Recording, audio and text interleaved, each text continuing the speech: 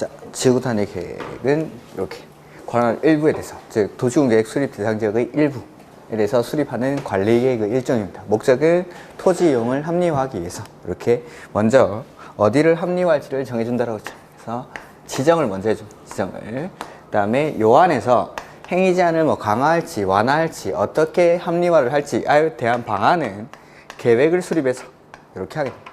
이렇게. 그래서 지정하고 수립하고. 지정할 때 어떻게 합니까? 관리계획으로. 지구단위 계획구역을 지정할 때는 일정한 절차를 거쳐서 하는데 그 절차가 계획이고 그 계획이 관리계획. 계획 수립할 때는 역시 관리. 지구단위 계획을 수립할 때도 역시 일정한 절차를 거쳐서 하는데 그 절차가 계획이고 그 계획이 관리계획. 그러니까 요 안에 있는 것들은 4번 빼고는 싹 다 이걸 하는 절차가 관리계획을 통해서 합니다. 그래서 지구단위 계획구역을 지정할 때도 관리계획을 하고 지구단위 계획을 수립할 때도 관리계획 절차를 거쳐가지고 지구단위 계획을 수립하게 됩니다. 이렇게. 이제 학원 온 지 한 달 정도 지났죠? 한 달 정도. 할만합니까? 아니면 괜히 왔다 싶습니까? 표정들이 괜히 왔다 싶은 그런 표정이라서. 그냥 집에 있을걸. 걔는 고생을 사서 하셔가지고. 괜찮습니다. 한 달에 1,000만원씩 버는 직업인데, 이 정도 해야죠. 이 정도는. 자, 지정. 본. 원칙은 개발이 다 끝난 곳이 아니라 개발이 시작되는 곳이라고 했습니다. 개발이 시작되는 곳들. 이런 것을 전부를 지정할 수도 있고, 내지는 일부를 합리적으로 활용할 수도 있습니다. 그래서 원칙은 개발이 시작되는 곳들의 전부 또는 일부를 지정할 수 있다가 원칙. 그래서 방금 읽었던 그 박스 안에 있는 것들은 이런 곳이 개발이 시작되는 곳이구나 라는 개념, 그냥 느낌으로 읽어보시면 됩니다. 그런 것들이 시험에 뭐 외우는 식으로 나오진 않습니다. 그러니까 뭐 문장이 끝날 때 할 수 있다라고 끝나면은 요 앞에 이게 개발이 시작되는 곳인지 안 되는 곳인지 개발이 다 끝난 곳인지 이런 것들만 판단을 하시면 됩니다. 이렇게. 그 다음에 원칙은 개발이 시작되는 곳에 할 수 있다가 원칙인데 예외적으로 반드시 지정을 하여야 한다가 되는 곳이 5군데가 있습니다.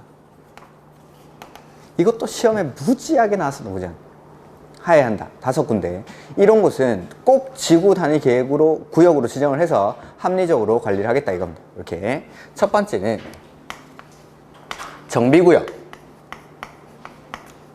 정비구역은 정비사업 하는데 여기를 정비구역이라고 합니다. 정비사업 하는데 재개발구역, 재건축구역 이런데 정비구역 내지는 두 번째 택지개발지구 에서 사업이 완료되고 나서 10년이 경과한 지역 요런데.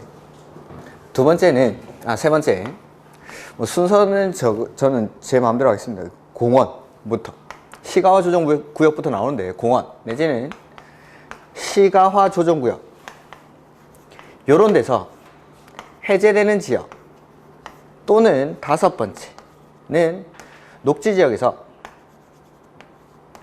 주거지역, 상업지역, 공업지역으로 변경되는 지역 중 면적이 30만 제곱미터 이상인 지역 이런 데는 꼭 지정해야 돼요. 꼭 지정. 이것도 나중에는 외울 겁니다. 외울 건데 해볼까? 금방 외웁니다. 엄마가 공인중개사 시험을 한 3년을 준비하는 겁니다. 엄마가. 아들내미가 하나 있겠죠. 아들내미. 걔 아들내미 이름이 뭐냐면 정택입니다. 정택. 아들내미 이름 정택. 엄마가 3년을 내리 공인중개사 시험에 떨어지니까 아들내미가 너무 답답한 거죠. 얘 초등학생인데. 그래서 엄마 내가 해볼게 하고 내가 해볼게. 그 초등학생 나이가 몇 살이냐면 10살입니다. 10살. 정택이 나이가 몇 살입니까? 10살. 이 정택이가 10살인데 엄마 내가 이제 해볼게. 공인중개사 시험은 나이 제한이 없으니까. 그래서 공부를 쭉 해보는 거죠. 그러다 보니까는 정택이가 벽에 부딪힙니다. 그 과목이 뭐냐면은 공시법입니다. 공시법. 정택이가 공부를 하는데 다른 건 다 할 만한데 공시법이 너무 어려운 거죠. 그래서 이 정택이는 공시법 교수님만 보면 NO! 이런 정택 공시 NO! 그래서 엄마가 물어봐요. 야, 정태가 왜 공시법 교수님만 보면 너 이러냐고. 공시법은 아무리 시험을 쳐도 점수가 30점밖에 안 나와요. 30점. 그래서 정택 공시노? 정택 공시노? 정택이 몇 살입니까? 공시법 점수가 몇 점이죠? 네, 다 배웠죠? 두 문자 진짜 기가 막히게 땀니다, 저는. 이런 거 외우는 거는 걱정 안 하셔도 됩니다. 이런 식으로 다 외우게 해드릴 거니까 그런 거는 외우는 거는 걱정 안 하셔도 되니까 이런 두 문자들이 많습니다. 근데 이제 두 문자를 별로 선호하진 않습니다, 저는. 그래서 꼭 필요한 것들만 하는데 이건 뭐 암기사항이라서 시험에 너무 많이 나오기 때문에.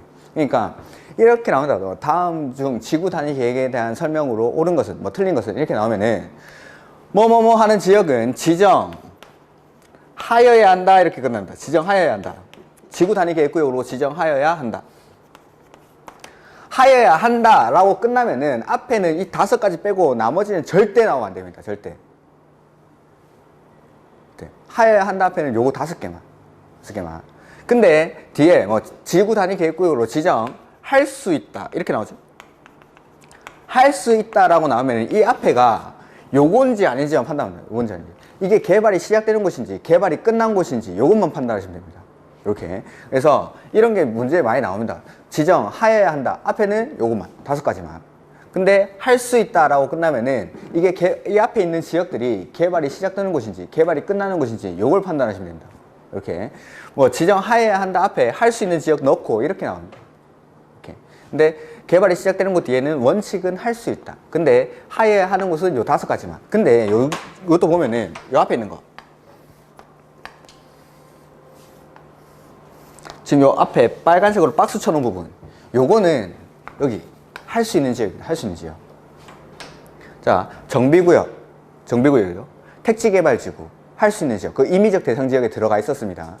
자, 정비구역이나 택지개발지구는 원래는 할 수 있는 지역입니다. 개발이 시작되는 곳. 근데 이제 조건이 뒤에 붙는 거죠. 이 정비구역이나 택지개발지구에서 사업이 끝나고 나서 10년이 경과한 지역이 되면은 그거는 반드시 지정해야 되는 지역으로 바뀌는 겁니다. 이 조건이 붙으면. 뒤에 있는 조건이. 이것도 마찬가지. 공원이나 시가와 조정구역에서 해제되는 지역은 아까 8번이었나? 동그라미 8번? 지정될 수 있는 지역입니다. 지정될 수 있는 지역. 공원이나 시가와 조정구역에서 해제되는 지역은 할 수 있는 지역인데 이게 면적이 얼마 이상이랍니까? 30만 제곱미터 이상이면은 꼭 지정해야 됩니다. 지구 단위 계획구역으로.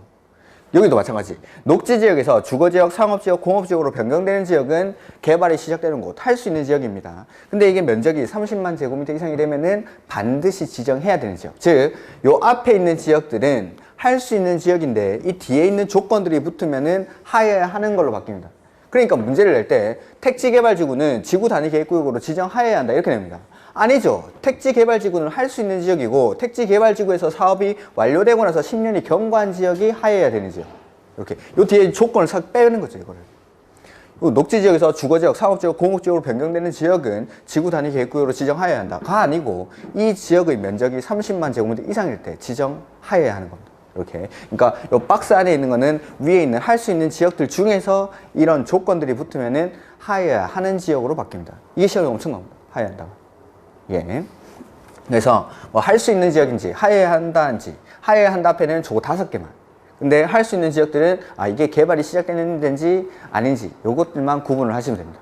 이렇게 지정은 원칙은 개발이 시작되는 곳의 전부 또는 일부를 할 수 있는 게 원칙인데 예외적으로 해야 되는 곳이 5군데가 있습니다. 이렇게. 그러니까 뭐 정비구역 같은 데 보면은 노후불량 건축물이 밀집한 지역인 거죠.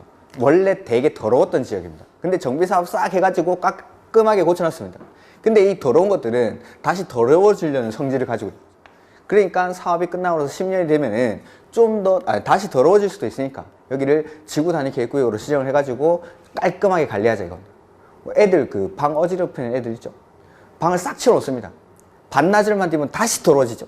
그런 것들. 그런 것들이 있어요. 그 다음에 이런 데서 공원이나 시가와 조정구역에서 해제되는 지역이라든지 녹지지역에서 주거지역, 상업지역, 공업지역으로 변경되는 지역인데 이게 규모가 30만 제곱미터면 좀 크니까 이런 데는 개발을 할 때 좀 합리적으로 계획 만들어서 개발을 하자는 겁니다. 이렇게 요게 이제 할 수 있는 지역들입니다. 하여야 하는 지역들. 이거 외우는 거는 걱정 안 하셔도 됩니다. 이렇게. 자, 요렇게 토지 이용을 합리화해야 되는 곳은 도시 지역에만 있을까요? 비도시 지역에도 있을까요? 네, 비도시 지역에도 있습니다. 그래서 163페이지 밑에 있던 게 방금 보신 의무적 지정이고, 그 뒤에 보시면은 4번에 도시지역 외의 지역에서 지구 단위 계획구역의 지정이 나오죠. 그러니까 도시지역 외의 지역이니까 비도시지역입니다. 비도시지역. 도시지역은 주거지역, 상업지역, 공업지역, 녹지지역 빼고 나머지가 뭡니까? 관리, 농림, 자연환경 보전지역. 도시지역, 크게 네 가지 정도가 도시지역, 관리지역, 농림지역, 자연환경 보전지역으로 구분하죠. 그러니까 비도시지역, 도시지역 외지역이라는 거는 도시지역 빼고 나머지 관리, 농림, 자연환경 보전지역 이런 데가 비도시지역입니다. 이렇게 이런 것들이 좀 빨리빨리 돼야 된다. 네? 자, 비도시지역에도 지정을 할 수가 있는데 이 비도시지역은 첫 번째, 자, 비도시 지역을 막 개발을 한답니다. 개발이 시작되는 곳에 지정하는 거니까 지구단위 계획구역은. 자, 관리지역, 농림지역, 자연환경 보전지역으로 구분하고, 그 다음에 관리지역은 계획관리, 생산관리, 보전관리 이렇게 나뉘죠. 계획관리, 생산관리, 보전관리, 농림, 자연환경 보전지역 중에 어디가 가장 개발이 될 것 같습니까? 관리지역 중에 계획관리. 계획관리는 뭐였죠? 도시로 편입이 예상되는 지역이니까. 그래서 비도시 지역 중에 계획관리 지역. 이래서 용도 지역, 지구 등을 빨리빨리 해주셔야 됩니다. 계획관리 지역. 비도시 지역 중에서는 가장 개발이 되는 곳이 계획관리 지역이니까 이 계획관리 지역을 지구 단위 계획구역으로 지정할 수가 있습니다. 세부적인 요건들이 나와 있는, 안 나와 있으니까 됐습니다. 요 뒤에 뭐 요건들이 많은데 그거는 일단 놔두고. 두 번째는 개발진흥지구입니다. 개발진흥지구. 개발진흥지구. 비도시 지역 중에 개발진흥지구. 이렇게. 이것도 개발, 뭔가 주거, 산업유통, 관광휴양, 복합, 특정 등의 목적으로 개발을 진흥하는 곳이니까. 개발을 진흥하는 곳이니까. 그 다음에 세 번째는 기존의 용도지구를 폐지하고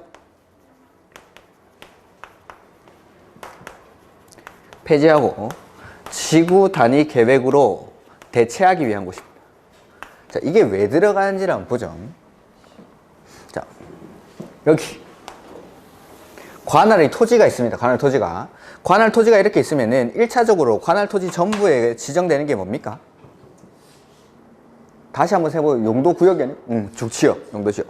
자, 관할 토지 전부에 일단 1차적으로 용도 지역이 지정이 됩니다. 이렇게. 그래서 여기를 딱 나눠가지고, 뭐, 여기는 주거지역, 여기는 상업지역, 여기는 공업지역, 이렇게 지정을 했습니다. 근데 이 주거지역의 기능이 떨어져 있습니다.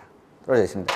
그러면 2차적으로 투입되는 게 지구, 지역을 도와주기 위해서 지구가 지정이 되죠. 자, 지구가 하나 지정이 됐는데 기능이 안 올라갑니다. 그러면은 지구 2개 지정해도 됩니까? 네. 근데 2개 지정했는데 기능이 안 올라가면 3개 지정해도 됩니까? 네. 자, 내가 가지고 있는 토지의 규제 같은 걸 보려면은 토지 이용 계획 확인원을 떼봐야 되는데 일반인들이 이 용도지역 하나만 붙어 있어도 이 땅을 어떻게 써야 될지 잘 모를 수도 있는데 용도지역뿐만 아니라 그 위에 지구가 3개나 붙어 있습니다. 그러면은 일반인들이 이 토지 이용 계획 확인원을 떼보고 이 토지를 활용하는 게 가능할까요? 거의 불가능할까요?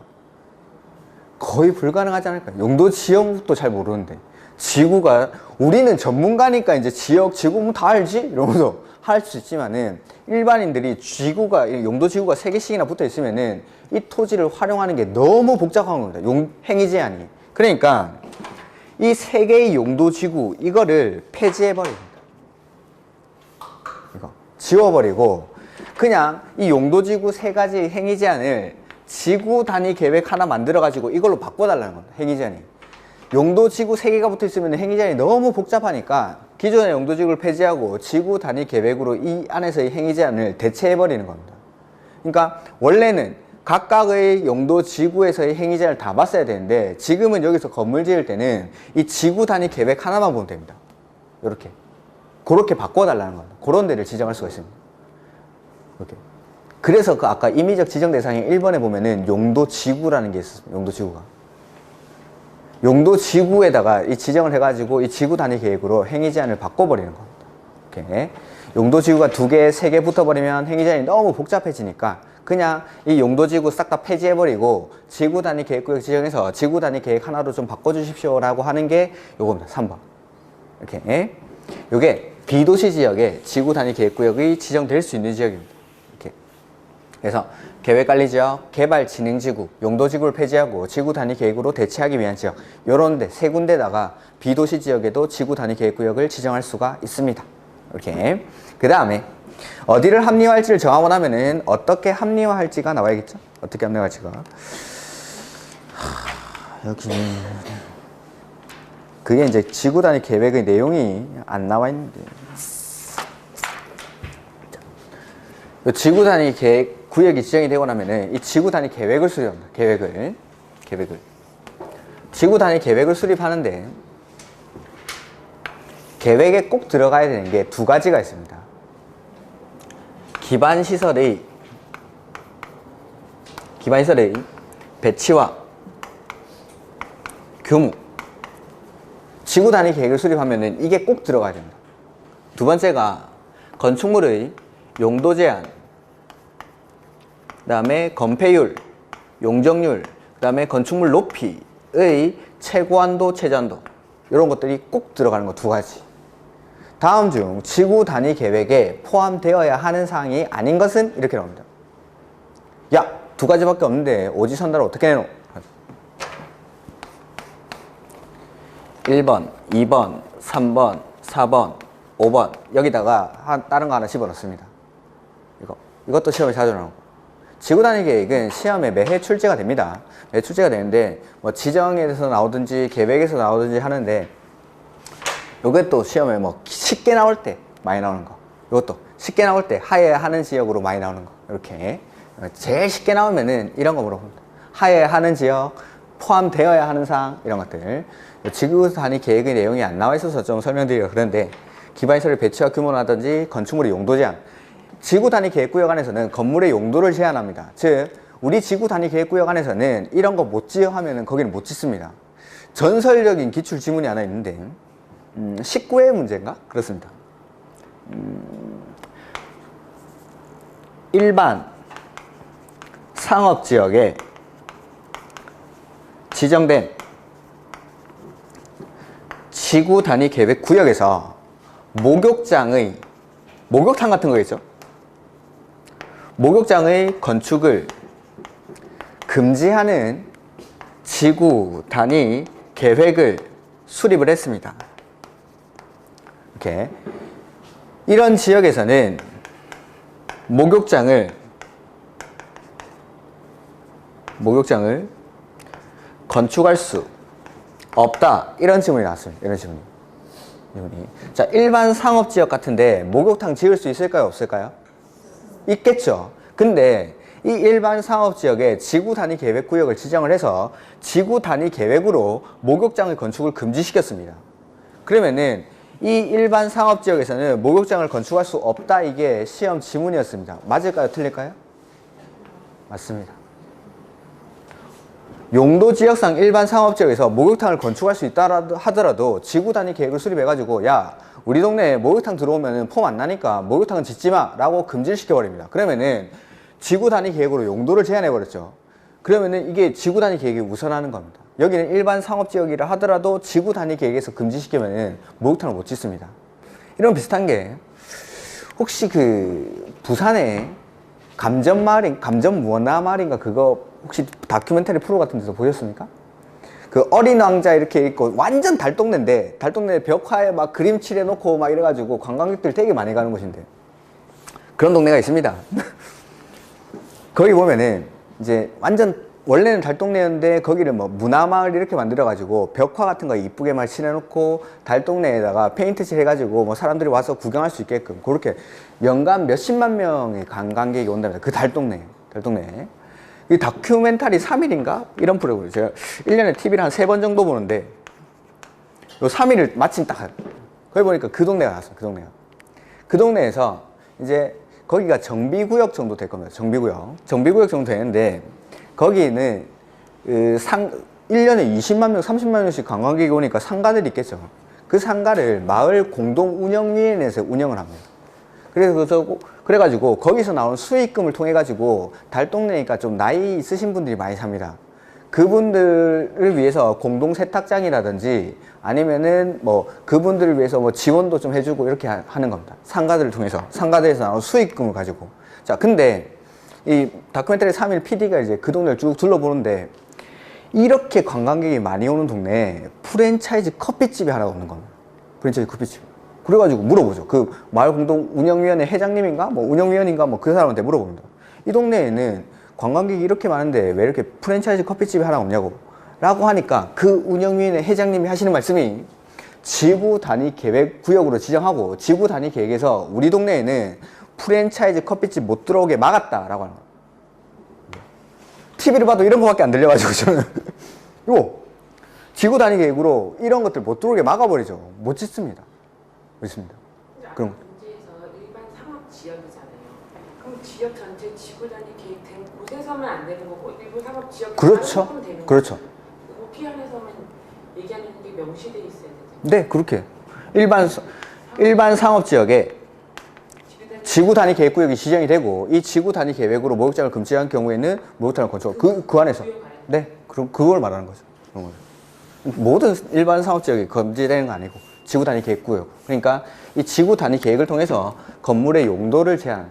그다음에 건폐율이나 용적률도 좀 폼나게 지으려면 좀 높은 건물도 들어오고 해야 되니까 이런 것들도 조금 완화를 해줄 수가 있습니다. 그다음에 건물의 높이 제한 같은 것들도 완화를 해줍니다. 이런 것들이 지구 단위 계획에 꼭 들어가야 되는 겁니다. 그 다음에 뭐 책에 안 나와 있어서 그런데 이 지구 단위 계획을 통해서 용도 지역이나 지구를 세분하거나 변경하는 게 가능합니다. 재개발 사업을 한다고 하죠. 재개발 사업. 재개발 사업 하는데 보니까 일종 일반 주거 지역입니다. 용도 지역이. 일종 일반 주거 지역은 뭐였죠? 편리한. 용이 아니고 편리한. 뭐 편리한? 저층 편리한. 저층 편리한. 자, 재개발 사업하면 보통 뭐 짓습니까? 아파트. 자, 일종 일반 주거 지역으로 놔두면은 이 아파트 지을 수 있습니까? 없습니까? 없죠. 그래서 지구 단위 계획 구역을 지정해가지고 용도 지역이나 지구를 변경할 수가 있습니다. 지구 단위 계획에서. 원래는 용도 지역을 변경할 때 관리계획 절차를 거쳐서 해야 되는데 지구 단위 계획으로 이거를 2종 내지는 3종 일반 주거 지역으로 바꿔줄 수가 있습니다. 이런 것들을 종상향을 한다라고. 종상향. 종을 이제 위로 올리는 거죠. 그래가지고 아파트가 들어올 수 있게끔 이런 것들을 지구 단위 계획으로 할 수 있습니다. 그 다음에 건축물의 배치나 형태, 색채, 건축선 이런 것들 다 규제하고 그 다음에 환경관리계획이나 경관계획, 교통처리계획 이런 것들이 지구 단위 계획에 들어갈 수 있는 내용들인데 지금 책에는 안 나와 있습니다. 이렇게. 그래서 어디를 합리화할지 정하고 그 다음에 이 계획을 통해서 합리화의 방법을 짜는 겁니다. 방법을. 이렇게. 그 다음에 거기는 뭐 시료가 갑자기 나와 있는데 자, 요렇게 지구 단위 계획 구역으로 지정을 하고 지구 단위 계획을 수립을 했습니다. 그러면은 이 지구 단위 계획 구역에서는 역시 규제를 하겠죠. 규제를. 행위 제한 하는데 행위 제한을 강화를 할까요? 완화를 할까요?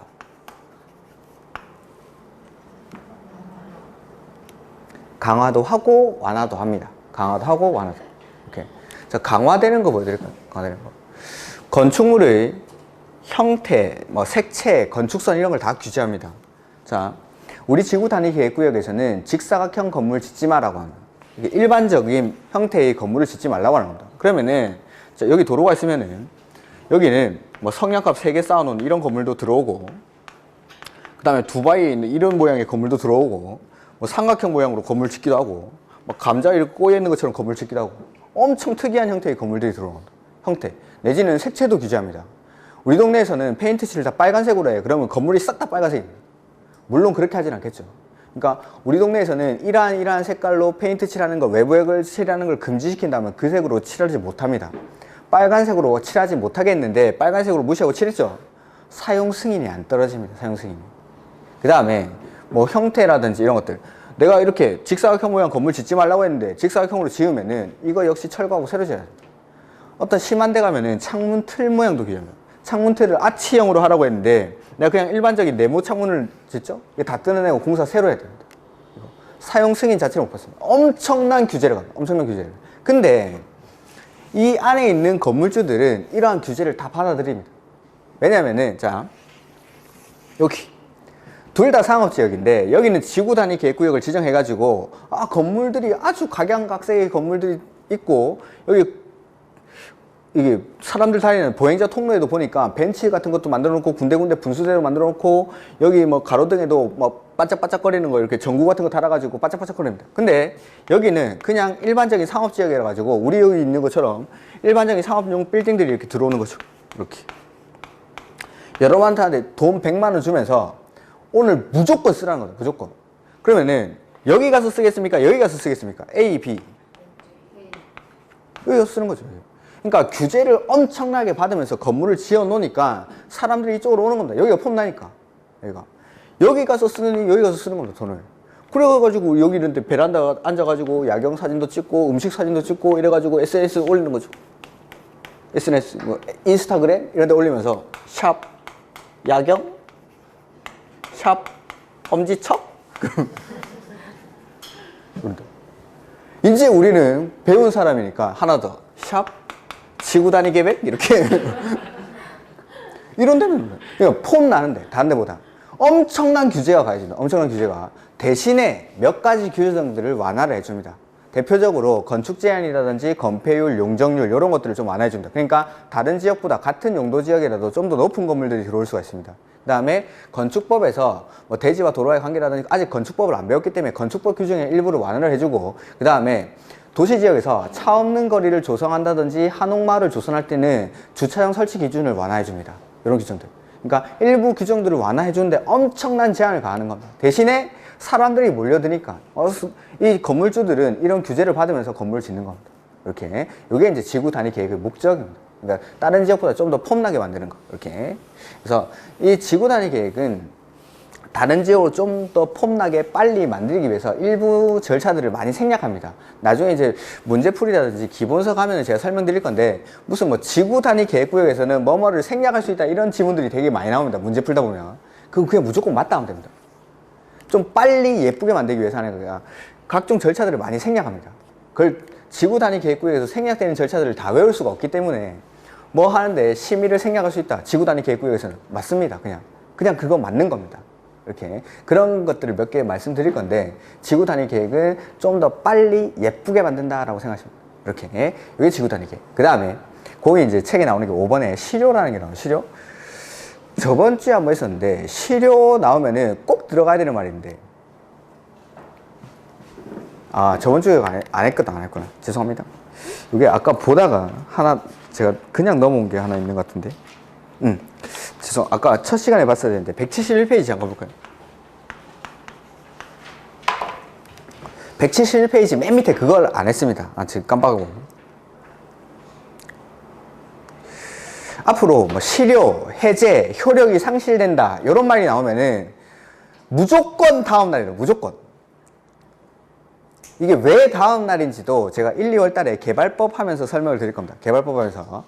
근데 아무튼 그냥 지금은 실효, 해제, 뭐 효력이 상실된다 이런 말 나오면은 그냥 다음 날 들어가야 됩니다. 다음 날. 자, 요거 한번 아까 읽어야 됐는데 보면은 5번에 171페이지 5번에 도시군 계획시설 결정이 고시된 도시군 계획시설. 자, 기반시설에서 관리계 결정을 도용해서 도시군 계획시설로 바뀌었습니다. 근데 이 도시군 계획시설로 결정을 해놓고 아무것도 안 하고 20년이 지나면은 자동으로 효력이 상실됩니다. 여기 20년이라고 되죠. 그래서 그 시설의 설치에 관한 도시군계획시설 사업이 시행되지 아니 20년이 지날 때까지 그 시설의 설치에 관한 도시군계획시설 사업이 시행되지 아니하는 경우에는 도시군계획시설 결정은 그 고시로부터 20년이 되는 날의 다음 날이라고 했죠. 다음 날에 효력이 자동적으로 상실됩니다. 요거 이렇게. 그러니까 아까 뭐 10년이 경과하고 이런 것들은 내가 뭔가 청구를 해야 되는 거고, 관리계획으로 결정해놓고 20년이 지나면은 자동으로 효력이 상실됩니다. 이렇게. 그 다음 다시 앞으로 164페이지. 자, 여기도 실효 나왔죠? 실효? 164페이지 거기 5번에 164페이지. 그러니까 꼭 나와야 되는 날은 또 다음 날 1번 보시면은 지구 단위 계획 구역 지정의 실효죠. 구역 지정의 실효? 그러면 요거 지정된 거 이게 실효된다 이 말입니다. 지정된 거. 지정할 때 어떻게 합니까? 관리계획, 아까 했죠. 지구 단위 계획구역을 지정할 때는 관리계획으로 합니다. 그래서 지구 단위 계획구역 지정에 관한 관리계획 결정 고시로부터 지구 단위 계획은 3년 안에 만들어야 된다. 이런 숫자들은 지금 안 외우셔도 좋습니다.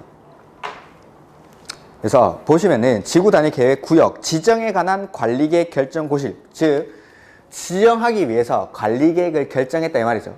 구역을 지정하기 위해서 지정을 하기 위해서 관리계획을 결정 고시하고 나서 3년 안에 지구 단위 계획 구역에 관한 지구 단위 계획이 관리계획으로 결정 고시되지 아니하면 3년이 되는 날의 다음 날에 뭐가 효력이 상실된답니까? 지정에 관한 지정에 관한 관리계획 결정 효력이 상실되는 겁니다. 이렇게. 그래서 지정에 관한 관리계획 결정 고시하고 나서 이제 지정에 대해서는 효력이 발생했는데 3년 안에 계획에 관한 관리계획이 결정 고시되지 아니하면 3년이 되는 날의 다음 날에 지정에 관한 관리계획 결정 효력을 상실시킵니다. 이렇게. 그래서 구역 지정되고 나서 지구 단위 계획은 얼마 안에 만들어야 됩니까? 3년 안에. 앞으로 1년 동안 시험 칠 때까지 구자를 이렇게 한번 써보죠. 이렇게. 지구. 이렇게. 1년 동안 구자 이렇게 쓰는 겁니다. 구자. 지구. 지구 단위 계획. 지구 단위 계획 구역 지정되고 나서 지구 단위 계획은 3년 안에. 그 다음에 두 번째 거는 우리가 아직 주민의 입안 제한을 안 배웠기 때문에 그거는 이제 관리계획에서 나오는 겁니다. 관리계획에서 나오는 건데 일단 뭐 주민의 입안 제한 빼고 계획 만들고 나서 사업의 착수는 얼마 안에 해야 되냐 이겁니다. 계획 만드는 것도 관리계획으로 하니까 지구 단위 계획에 관한 관리계획 결정 고시로부터 5년 안에 사업에 착수하지 아니하면 실효니까 5년이 되는 날의 다음 날이겠죠? 다음 날에 계획에 관한 관리계획 결정 효력이 상실됩니다. 단 주민이 입안 제한한 것에 한해서라고 돼 있는데 그거는 우리가 관리계획에서 배워야 됩니다. 관리계획에서. 그래서 지정되고 나서 계획은 3년 안에, 그 다음에 계획 만들고 나서 사업의 착수는 5년 안에 합니다. 근데 3년, 5년 안에 이러한 절차들을 안 하면은 3년, 5년이 되는 날의 다음 날에 효력이 상실됩니다. 이렇게 효력 상실, 해제 이런 것들은 무조건 다음 날입니다.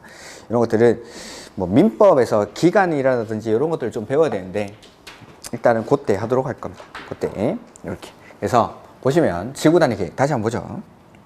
지구 단위 계획은 여기 도시군 계획 수립 대상 지역이 바로 관할이죠. 도시군 계획 수립 대상 지역. 관할의 전부입니까? 일부입니까?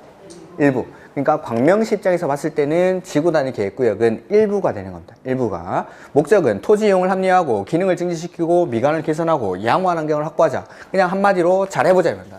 다른 지역보다 이 지역을 좀 더 빨리 예쁘게 만들어보자. 이게 지구 단위 계획입니다. 그래서 먼저 어디를 합리화할지를 정해줍니다. 지정을 통해서. 지정은 관리계획으로 하겠죠? 그래서 입안, 결정, 고시라는 절차를 거쳐서 어디를 합리화할지를 구역을 지정합니다. 지구 단위 계획구역을. 자, 지구 단위 계획구역을 지정하는 곳은 개발이 다 돼 있는 곳입니까? 이제 개발이 시작되는 곳입니까? 개발이 시작되는 곳의 전부 또는 일부를 원칙은 해야 됩니까? 할 수 있습니까? 할 수 있다가 원칙. 할 수 있다가. 근데 예외적으로 정택 공시 노! 얘네들은 하여야 한답니다. 하여야 한다. 정비구역, 택지개발지구에서 사업이 완료되고 나서 10년이 경과한 지역 내지는 공원, 시가와 조정구역에서 해제된 지역이라든지 녹지지역에서 주거지역, 상업지역, 공업지역으로 변경되는 지역이 면적이 30만 제곱미터 이상인 경우에는 반드시 지정을 하여야 한다. 이렇게. 그리고 토지 이용을 합리화해야 되는 곳은 도시지역에만 있는 게 아니라 비도시지역에도 있더라는 거죠. 그래서 지구단위 계획구역은 비도시지역에도 지정할 수가 있습니다. 그래서 비도시 지역은 도시 지역 빼고 나머지 관리, 농림, 자연환경 보전지역, 관리 지역을 세분하면은 계획관리, 생산관리, 보전관리, 농림, 자연환경 보전지역 중에 가장 개발이 시작되는 곳이 계획관리니까 계획관리 지역에다가 그 다음에 지구 중에서 개발하는 곳인 개발진흥지구 그 다음에 기존의 용도지구에서의 행위제한 등을 지구 단위 계획으로 대체하기 위한 지역. 그래서 기존의 용도지구를 폐지하고 지구 단위 계획으로 대체하기 위한 곳. 요 세 군데를 비도시 지역 중에 지구 단위 계획구역으로 지정할 수가 있습니다. 이렇게. 내용은 좀 더 많은데 일단 여기까지만. 그 다음에 지정하고 나면은 계획 만들어줘야 된다. 어디를 합리화할지를 정했으니까 어떻게 합리화할지가 나와야 되죠. 계획 만드는 것도 관리계획으로. 지정에 관한 입안, 결정, 고시를 하고 나서 계획은 얼마 안에 만듭니까? 3년 안에. 지구 이렇게 3년 안에 계획 만들어야 된다. 계획 만들 때도 관리계획으로 입안, 결정, 고시라는 절차를 거쳐서 계획을 만듭니다. 계획을. 이 지구 단위 계획을 만들었을 때 꼭 필요한 게 뭐냐면은 용기입니다. 용기. 지웠구나. 건축물의 용도 제한, 건폐율, 용적률, 건축물 높이의 최고한도, 최저한도, 그 다음에 기반시설의 배치와 규모 해서 용기. 지구 단위 계획을 수립할 때는 용기가 필요합니다. 용기가. 안 외우셔도 됩니다. 외우는 거는 계속 반복하다 보면 이런 것들은 자동적으로 외워집니다. 그래서 건축물의 용도 제한, 건폐율, 용적률, 그 다음에 건축물 높이의 최고한도, 최저한도, 그 다음에 기반시설의 배치와 규모, 이런 것들은 꼭 들어가야 되고, 나머지 지구 단위 계획에 들어갈 수 있는 게 용도 지역이나 용도 지구를 대통령령이 정하는 범위 안에서 세분하거나 변경하는 걸 지구 단위 계획으로 할 수가 있습니다. 그 다음에 기존의 용도 지구에서의 행위 제한 등을 대체하는 사항이 들어갈 수도 있습니다. 그 다음에 나머지 건축물의 건축선, 형태, 색채, 건축선, 배치 이런 것들이 들어가고 환경관리계획, 경관계획, 교통처리계획 이런 것들이 지구 단위 계획에 다 들어갈 수 있는 사항들. 이렇게. 그 다음에 지구 단위 계획구역이 지정이 되면은 행위 제한을 강화도 하고 완화도 합니다. 근데 강화하는 것들은 수없이 많고 완화하는 규정이 9개 있을 겁니다. 9개. 우리는 그걸 공부할 겁니다. 그걸. 그 다음에 지구 단위 계획구역의 실효인데 지정되고 나서 계획은 3년 안에. 그 다음에 계획 만들고 나서 사업의 착수는 5년 안에. 이렇게 안 하면은 3년, 5년이 되는 날 다음 날에 지정에 관한 효력이 상실되거나 계획에 관한 관리계획 결정의 효력이 상실됩니다. 이런 것들 반복적으로 계속 하면서 이런 것들은 자동적으로 외워질 겁니다. 이렇게 여기까지. 자, 볼까요? 보시면은 여기 이제 지구 단위 계획을 했죠. 이제 6번 입지규제 최소구역은 용도 구역 할 때 제가 설명을 드렸습니다. 같이. 그래서 여기 공통적으로 계획을 많이 들어가니까 여기까지가 우리나라 국토를 먼저 계획으로 규제하는 계획 규제에 관한 부분입니다. 계획 규제. 자, 처음부터 다시 한번 해보죠. 광역도시계획은 둘 이상의 시군에서의 장기, 발전, 방향을 제시하는 계획이죠. 그러니까 추상적으로 만드는 계획인데 요 도시군 계획은 관할에서 수립하는 계획입니다. 특별시, 광역시, 특별자치시, 특별자치도, 시, 군을 하나의 단위로 해서 수립하는 계획. 근데 이 도시군 계획은 다시 둘로 나뉘죠. 도시군 기본계획이랑 도시군 관리계획으로. 도시군 기본계획은 역시 도시군 계획의 일종이니까 관할에서의 장기, 발전, 방향을 제시하는 계획. 이 방향을 제시하는 계획들은 구체적으로 만듭니까? 추상적으로 만듭니까? 추상적으로. 그래서 이 추상적으로 만드는 계획들은 제가 만드는 절차가 수립하고 승인한다고 했습니다. 수립하고 승인하고. 추상적인 계획은 계획 만드는 거를 수립한다라고 하고 확인받는 걸 승인한다라고 합니다. 광역도시계획이랑 기본계획은. 광역도시계획이랑 기본계획. 근데 이 추상적인 계획으로는 규제를 할 수 없으니까 추상적인 기본계획으로부터 지침을 받아서 구체화시키는 계획이 관리계획. 이 구체적인 계획은 추상적인 계획이랑 구분하기 위해서 용어를 다르게 쓰죠. 그래서 수립 대신에 입안한다라고 하고 승인 대신에는 결정한다라고 합니다. 그리고 규제를 가하는 거니까 사람들한테 보여줘야 됩니다. 그래서 결정하고 나면 고시합니다. 결정하고 나면 고시. 이렇게. 여기도 고시를 하긴 하는데 그거는 다른 데서 하는 거니까 이렇게 입안. 그래서 추상적인 광역도시계획이나 기본계획은 수립, 승인, 관리계획은 입안, 결정, 고시라는 절차를 통해서 계획이 만들어집니다. 계획이. 그 다음에 관리계획을 통해서 구체화시킨다라고 했으니까 구체화되는 내용이 나옵니다. 구체화되는 내용이. 그게 이제 요 밑에 있는 6가지. 용도 지역, 지구, 구역을 지정하거나 변경하는 거, 기반시설을 설치하고 정비하고 개량하는 거, 그 다음에 개발사업이나 정비사업에 관한 계획, 지구단위 계획구역을 지정하고 지구단위 계획을 수립하는 거, 입지규제 최소구역을 지정하고 입지규제 최소구역 계획을 수립하는 절차가 싹 다 계획인데 그 계획이 관리계획입니다. 근데 개발사업이나 정비사업을 하는 절차는 관리계획이 아니기 때문에 따로 개발법이랑 정비법에서 규정을 합니다.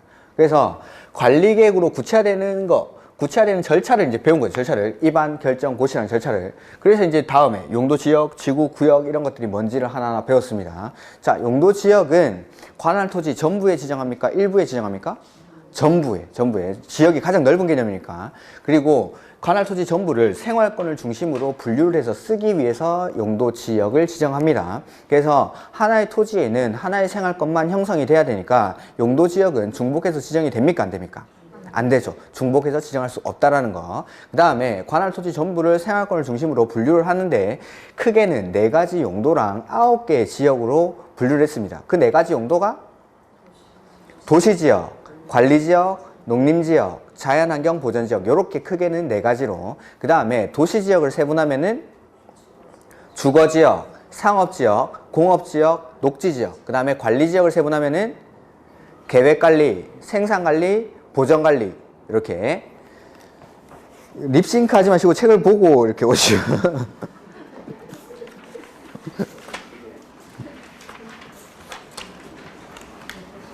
153페이지. 그 다음에 지금 154페이지 보세요. 154페이지. 그 다음에 주거지역을 다시 세분합니다. 주거지역은 전용, 일반, 준주거지역으로 세분하죠. 그 다음에 전용 주거지역은 다시 1종, 2종으로 세분하고 일반은 1종, 2종, 3종으로 세분을 합니다. 일반 주거지역은 편리한 주거환경, 전용 주거지역은 양호한 주거환경인데 전용 주거지역은 1종은 단독주택 중심의 양호한 주거환경, 2종은 공동주택 중심의 양호한 주거환경, 그 다음에 일반 주거지역은 1종, 2종, 3종으로 세분하는데 저층 주택 중심의 편리한 주거환경, 중층 주택 중심의 편리한 주거환경, 중고층 주택 중심의 편리한 주거환경 이렇게 세분하죠. 그 다음에 준주거지역은 주거기능을 위주로 일부 상업기능이나 업무기능의 보완이 필요한 곳 이런데 그 다음에 상업지역을 세분하면은 중심, 일반, 유통, 근린 이렇게 나오죠. 중심은 도시의 심장부, 그 다음에 일반 상업지역은 일반적인 상업기능이나 업무기능의 담당을 하는 곳, 그 다음에 유통상업지역은 지역 내 내지는 지역 간의 물류기능, 유통물류기능, 그 다음에 근린상업지역은 말 그대로 이웃 가까이에서 즉 근린지역에서 일용품이나 서비스의 공급이 필요한 지역 이런데 그 다음에 공업지역은 주거지역이랑 똑같이 전용, 일반, 준공업지역으로 나눕니다. 전용공업지역은 공해성 공업, 일반공업지역은 공해를 배출하지 아니하는 이렇게 그 다음에 준공업지역은 경공업을 위주로 수용하되 주거기능이나 업무기능의 보완이 필요한 곳 이런데 그 다음에 녹지지역은 개발 가능성을 가지고 분류를 했습니다. 보전, 생산, 자연녹지로 보전녹지는 개발이 됩니까? 안 됩니까? 네, 보전이 목적이니까 개발이 안 되고 생산녹지는 개발이 유보돼 있고 자연녹지는 제한적인 범위이긴 하지만은 개발이 허용되는 지역 이렇게 그 다음에 관리지역, 농림지역, 자연환경 보전지역 관리지역 중에 계획관리는 도시지역으로 편입이 예상되는 지역에다가 그 다음에 생산녹지나 생산관리나 보전관리지역은 그 앞에 있겠죠? 앞에? 그 154페이지 책을 왜 넘깁니까? 154페이지 맨 위에 있는데 책을 한 번도 안 보셨다 이 말이죠. 용도지역은 외우라고 했는데 괜찮습니다. 우리는 아직 1년이 남았으니까 천천히 하시면 되죠. 뭐. 급할 거 없죠. 뭐. 자, 보전관리, 계획관리지역은 도시지역으로 편입이 예상되는 지역, 그 다음에 생산관리나 보전관리는 자연환경이나 농림지역에 준해서 관리가 필요하지만 주변의 용도지역과의 관계 등을 고려할 때 너마저 농림지역, 자연환경 보전지역이 되면 안 되겠다 이런 데를 생산관리나 보전관리로 지정해서 관리를 합니다. 이렇게 그래서 도시지역으로 편입이 예상되는 지역은 계획관리, 그 다음에 농림지역과 자연환경 보전지역을 밖에서 감싸고 있는 계란의 껍질 같은 역할을 하는 게 보전관리나 생산관리지역 이렇게 이게 이제 용도지역의 세분이었죠. 용도지역의 세분. 그 다음에 용도지구, 용도지구는 관할 토지 전부에 지정합니까? 일부에 지정합니까? 일부에. 목적은 쓰임이 뭐였습니까? 지역의 기능 증진을 위해서 사용이 되죠. 지역의 기능 증진. 그래서 지역이랑 지구는 항상 붙어 다닙니다. 지역의 기능이 떨어져 있을 때 지구가 위에 비서나 보약 같은 역할을 하는 거라고 했죠. 그래서 지구는 중복이 됩니까? 안 됩니까? 되죠. 안 돼요가 아니고 돼요. 돼요. 그래서 비서 한 명 있을 필요 없고 보약 하나만 먹을 필요 없으니까 용도 지역의 기능이 올라갈 수만 있다면은 지구는 2개고 3개고 투입이 가능합니다. 이렇게. 그 다음에 이 용도지구는 법에서는 9가지로 분류를 합니다. 9가지로. 그게 이제 156페이지에 분류가 나오죠. 156페이지. 그래서 뭐 경관지구, 고도지구, 방화지구, 방제지구, 보호지구, 칠학지구, 개발진흥지구, 특정용도제한지구, 복합용도지구 이렇게 9가지로 분류를 하고 뭐 세분되는 것들이 있었습니다. 이렇게. 근데 뭐 나머지들은 단어만 들어도 충분히 용도가 어떻게 쓰이는지가 추정이 되니까 뭐 칠학지구라든지 특정용도 제한지구, 복합용도지구 이런 것들만 제가 따로 설명을 드렸었습니다. 칠학지구라는 거는 녹지, 관리, 농림, 자연환경 보전지역, 개발제한구역, 도시자연공원구역 이런 데 같이 행위 제한이 강한 곳에 사람들이 사는데 그 사람들은 삶의 편의성이 떨어질 수도 있으니까 그 칠학을 자체적으로 개발하기 위해서 지정하는 거. 그래서 어디에 지정하느냐에 따라서 녹지, 관리, 농림, 자연환경 보전지역에 지정하면은 자연칠학지구, 개발, 제한, 구역에 지정하면은 집단칠학지구 이렇게. 그 다음에 특정용도 제한지구는 주거환경보호나 교육환경보호 내지는 청소년 보호 등의 목적으로 청소년 유해시설이라든지 내지는 오염물질 배출시설 등 특정시설의 입지를 제한하는 곳이 특정용도 제한지구. 그 다음에 복합용도지구는 그 지역을 좀 더 복합적으로 이용하기 위해서 행위 제한을 강화합니까? 완화합니까? 네, 완화하는 지역. 특정 시설의 입지를 완화해 줄 필요가 있을 때 지정하는 게 복합용도지구. 이렇게. 그 다음에 용도구역이 나오죠. 용도구역 역시 관할 토지의 일부에다가 하죠. 그 다음에 쓰임은 각각의 용도구역마다 따로 정합니다. 따로. 그래서 종류가 나오죠. 종류가. 첫 번째가 개발제한구역. 시가와 조정구역, 도시자연공원구역, 수산자원보호구역, 그 다음에 입지규제 최소구역 이렇게. 개발제한구역을 지정하는 목적은 도시의 무질서한 뭘 방지합니까? 확산을 방지하고 건전한 생활환경을 확보하고, 세 번째는 국방부 장관의 요청에 의해서 보안상의 목적으로 지정을 합니다. 시가와 조정구역은 도시의 무질서한 뭘 방지하죠? 시가화를 방지해요. 시가화. 개발제한구역은 도시의 무질서한 확산을 방지하고, 시가와 조정구역은 도시의 무질서한 시가화를 방지합니다. 시가화를. 세 번째, 도시자연공원구역은 식생이 양호한 산지에서의 개발을 제한할 필요가 있을 때, 이럴 때 제한하는 거. 그 다음에 수산자원보호구역은 말 그대로 수산자원을 보호, 육성하기 위해서 지정을 합니다. 이렇게. 지정권자들은 1, 2월 달에 하면 되고, 그 다음에 입지규제 최소구역, 이런 것들. 자, 용도구역의 일종으로 만든 게 입지규제 최소구역인데 규제를 최소화해 준다라고 했죠. 그래서 우리가 해결했던 게 이 입지인데, 입지가 어디였습니까? 한마디로? 구도심, 원도심이나 구도심. 그래서 원래 도심지 역할을 하던 것을 지금 20년, 30년 전에 개발이 되다 보니까 지금의 규제를 그대로 갖다 대면 개발을 할 수가 없어서 규제를 완화해서 그 지역을 버려버리는 게 아니라 다시 살려보자라는 게 요 입지규제 최소구역이죠. 입지규제 최소구역. 그래서 지정될 수 있는 곳은 그 박스 안에 5군데가 나오는데 한마디로 말해서 구도심입니다. 구도심. 요게 이제 입지규제 최소구역이고, 이건 뭐 상당히 자세히 남아있는데 일단은 이런 것들은 됐습니다. 그 다음에 책의 순서대로 넘어가죠. 오늘 이제 했던 게 이제 지구 단위 계획이죠. 지구 단위 계획. 그래서 지구 단위 계획은 관할, 즉 도시군 계획 수립 대상 지역의 일부에다가 목적은 토지 이용을 합리화하기 위해서 어디를 합리화할지를 정하고 어떻게 합리화할지를 정합니다. 자, 합리화할지 지정하는데 원칙은 개발이 다 돼 있는 곳이 아니라 개발이 시작되는 곳의 전부 또는 일부를 할 수 있다가 원칙. 할 수 있다가. 근데 예외적으로 해야 되는 곳이 5군데가 있습니다. 그 다음에 지구단위 계획구역은 도시지역에만 지정되는 게 아니라 비도시지역에도 지정이 될 수 있다는 거죠. 그래서 비도시지역에 지정될 수 있는 곳이 다음 페이지 넘어갔습니다. 그 164페이지. 첫 번째가 계획관리지역, 두 번째는 개발진흥지구, 그 다음에 세 번째가 지정된 용도지구를 폐지하고 그 용도지구에서의 행위제한 등을 지구단위 계획으로 대체하기 위한 지역. 요 세 군데, 지금은 비도시 지역에도 지정할 수 있다라고만 기억하셔도 좋습니다. 이렇게. 그 다음에 지정하고 나면은 어떻게 합리화할지에 대한 계획이 나옵니다. 계획이. 그리고 이 계획에는 꼭 필요한 게 용기.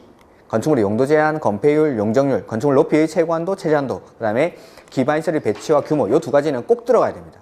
꼭. 이런 것들도 뭐 기본서 나오면은 나와 있을 거니까. 그 다음에 실효되는 거. 지정하고 나서 계획은 3년 안에, 계획 만들고 나서 사업의 착수는 5년 안에, 안 하면은 3년, 5년이 되는 날의 다음 날에 지정, 내지는 계획에 관한 관리의 결정의 효력이 상실됩니다. 실효됩니다. 이렇게. 그 다음에 개발행위 허가는 우리가 아직 안 배웠고, 자, 그 뒤에 넘어가면은 매수 청구권.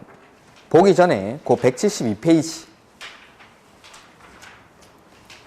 자, 우리가 이제 도로, 철도, 가스, 수도, 전기 이런 것들을 일반적으로 부를 때 기반시설이라고 부릅니다. 기반시설. 근데 이게 관리계획으로 결정되고 나면은 도시군 계획시설, 도시군 계획시설. 그 다음에 관리계획으로 결정된 이 도시군 계획시설을 설치, 정비, 개량하는 사업을 도시군 계획시설 사업. 이렇게. 그 다음에 도시군 계획시설 사업, 도시개발 사업, 정비 사업 세 가지를 묶어서 도시군 계획 사업, 도시군 계획 사업 이렇게. 그 다음에 앞에 매수청권. 자, 도시군 계획으로, 도시군 관리계획으로 도시군 계획 시설로 결정을 해놓고 나서 설치를 하면은 이걸 도시군 계획 시설 사업을 한다라고 하는데 설치를 안 하고 장기간 무단 방치로 인해서 권리 침해가 발생했을 때 거기에 대한 구제 수단으로 나오는 제도가 매수 청구권이라는 제도입니다. 그래서 매수 청구권을 하려면은 원칙 요건은 10년이 경과해야 되고 지목이 대인 토지 소유자가 청구를 합니다. 원칙은 특별시장, 광역시장, 시장, 군수에게 이 매수 의무자가 매수 청구를 받으면은 꼭 매수하는 게 아니라 매수할지 말지를 결정을 하죠. 그리고 나서 매수하기로 결정했을 때는 2년 안에 매수를 할 때, 매수할 때는 원칙은 현금으로, 근데 예외적으로 채권 발행할 수도 있다는 거. 이렇게. 한 달 동안 배운 게 이게 다입니다. 한 달 동안 배운 게. 뭐 10분 만에 다 하죠. 자, 수업 시간에 이런 식으로 수업 시간에 약간 시간이 애매하거나 할 때는 천천히 이런 것들을 뭐 천천히는 아니었죠. 조금 빨리 하긴 했지만은 쭉 이렇게 훑어드릴 거나 이렇게. 근데 이걸 따라올 수 있으면 내가 공부가 좀 됐구나. 근데 쭉 나가는데 이거 도대체 뭔 말인지 모르겠다 이런 것들은 체크해 놓고 그 부분은 다시 한번 읽어보는 거예요. 지금 방금 이제 말씀드린 게 거의 용어 정도만 말씀드렸으니까 이것도 감이 안 온다 하는 것들은 그런 데서 이제 체크해 놓고 그 부분은 다시 한 번만 읽어보시면 되는 겁니다. 이렇게. 지금까지 한 게 답니다. 지금까지 한 게. 이렇게. 그 다음에, 자, 보면은 여기까지가 이제 계획 규제였고, 그 다음, 계획으로 우리나라 국토를 먼저 규제를 했으니까 이제 뒤에 이용하는 행위가 나오겠죠. 이용하는 행위. 그래서 국토를 뒤에 이용하는 행위를 규제합니다. 이용 규제. 그래서 요거는 이용을 하는 주체가 일반 국민입니다. 일반 국민. 일반 국민, 일반 개인이 우리나라 국토를 이용할 때 그냥 이용하는 게 아니라 규제를 받으면서 이용을 해야 된다 이 말입니다. 규제를 받으면서. 자, 보면은 이 이용하는 행위를 뭐라 부르냐면 개발행위라고 합니다. 개발행위. 개인이 법에서 규정한 1년의 개발행위가 있습니다. 6가지 행위가. 그 6가지 행위를 할 때는 그냥 하면 안 되고 규제를 받으면서 해야 됩니다. 규제를 받으면서. 근데 이 규제의 형태가 허가가 될 수도 있고 신고가 될 수도 있고 인가가 될 수도 있는데 우리 입법자들은 이 개발행위를 할 때는 허가를 받고 하게끔 규정을 해놨습니다. 그래서 단원의 제목이 개발행위 허가 이렇게 됩니다. 개발행위 허가. 그래서 법에서 규정한 1년에 6가지의 개발행위를 할 때는 네 마음대로 하지 말고 허가받고 해. 이게 개발행위 허가입니다. 개발행위 허가. 페이지는 거기 165페이지부터 나오죠. 개발행위 허가 등 이래가지고 단원의 제목을 풀이를 해보면 요겁니다. 법에서 규정한 개발행위들을 할 때는 네 마음대로 하지 말고 규제받으면서 해야 되는데 그 규제의 형태는 허가받게끔 되어 있습니다. 그걸 묶어서 개발행위 허가 이렇게 되는 겁니다. 개발행위 허가는 10분 쉬었다가 하도록 하겠습니다.